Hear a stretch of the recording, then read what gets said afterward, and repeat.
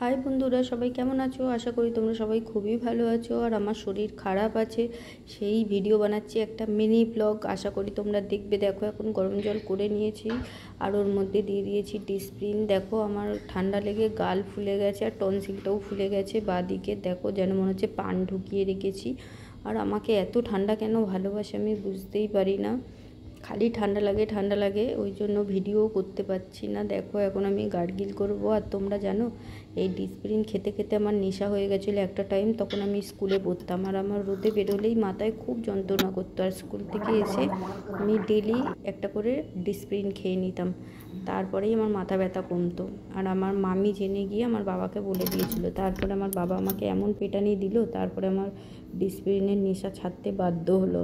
সেই ডিসপ্রিন দিয়ে আবার গার্গিল করছি। তা যখনই ব্যথা হয় আমি ডিসপ্রিন দিয়ে করি, কিন্তু মনে মনে ভাবতে থাকি আবার না নেশাটা হয়ে যায়। কারণ অনেক কষ্ট করেই কিন্তু নেশা ছাড়তে হয়। যাদের যাদের নেশা আছে কোনো কিছুতে, তারা কিন্তু জেনে থাকবে।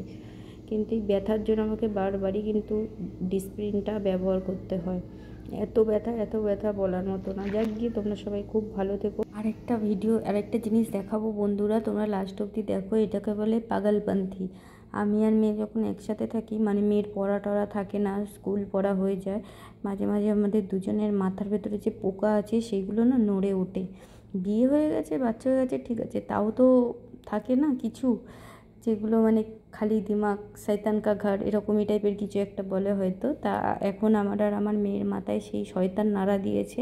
তা ভাবলাম পামকিংয়ের তো অনেক মানে হ্যালোইনে ব্যবহার হয়, পামকিংয়ে তো ওরকম ভূত টাইপের বানায়, আজকে আমরা টমেটো বানাবো। কারণটা হচ্ছে, এখন শর্ট ভিডিওতে ইউটিউবে তোমরা দেখবে বা কি, বাহ টমাটার বাড়ে মজাদার, এরকম টাইপের একটা গান হয়। আর যখনই না এই গানটা হয়, তখনই এই টমেটোটাই আমার চোখের সামনে চলে আসে, যে ওই রকম করে।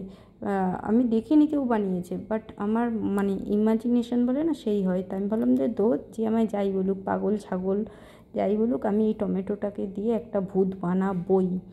ভাবা মাত্র ইবু আর আমি দুজন মিলে ঠিক করলাম এটা করবই, আর করে ফেলেছি। কিন্তু বন্ধুরা, তোমরা শেষ পর্যন্ত দেখো, টমেটোকে কিন্তু ভূত সেজে খুব সুন্দর লাগছে। মানে একটা কিউট ভূত, মনে হচ্ছে না ভূতটার গাল দুটো চটকে দিই, মানে টিপে দিই, এরকম টাইপের। দেখো, আমি একটু ওয়াটার কালার নিয়ে নিয়েছি আর ছুরি দিয়ে কাটিং করে নিয়েছি, দাঁত ফাঁত যা যা বানানোর যতদূর পেরেছি।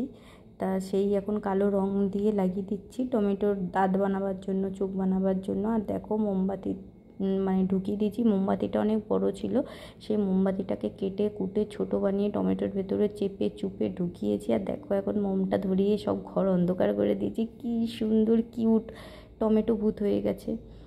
এটা কিন্তু হ্যালোউইনে ব্যবহারই করা যাবে, বাট আগুনটা দেওয়ার পরে আস্তে আস্তে কিন্তু টমেটো ভেতরটা দিয়ে পুড়তে থাকে, তার জন্য এটা বেশিক্ষণ রাখা যাবে না। পামকিন যেমন শক্ত হয় ওর খোলটা, ভেতরটা এটা কিন্তু নরম।